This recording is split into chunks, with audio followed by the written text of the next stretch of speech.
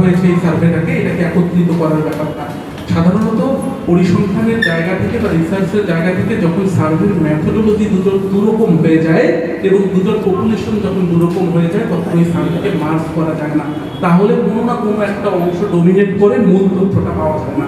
যেমন আমি যে অনলাইন ব্যবহার করি, আমি যে শিক্ষিত মানুষ, আমার চিন্তাধারা একরকম, এবং যারা অপেক্ষাকৃত কম শিক্ষিত বা এই সুযোগগুলোর বাইরে তাদের রেসপন্স আলাদা রকম। এই দুটোকে যখন আমি মার্জ করি তখন যেটা ডমিনেট করে, যেটা সবচেয়ে বেশি হয় সেটাই ডমিনেট করে, সেটাই প্রধান আকারে ধরা দেয়। কিন্তু দুটোই কিন্তু সবার চিন্তা নয়।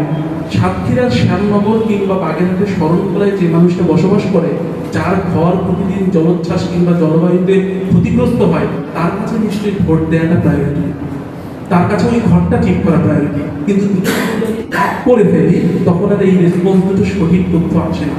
স্ট্যাটিস্টিক্সের ভাষায় মেথড যদি আলাদা হয় তখন সার্ভেকে আর মার্জ করা শুরু। এটা একটি বিষয়।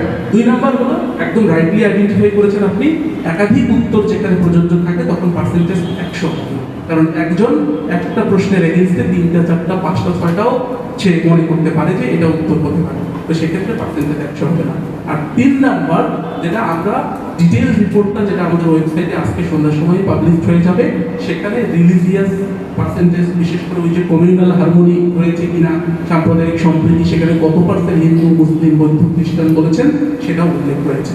অতএব প্রত্যেকটা আনসারের ব্যাপারে আমরা প্রবীণ কোশ্চেন করেছিলাম। যদি আপনারা যারা বলেছেন যে সাম্প্রদায়িক সম্প্রীতি আছে, তারা কেন মনে করেছেন সাম্প্রদায়িক সম্প্রীতি আছে, তার কারণ তাদের মধ্যে কতজন হিন্দু, কতজন মুসলিম, কতজন বৌদ্ধ, খ্রিস্টান কিংবা আলাদা ধর্ম।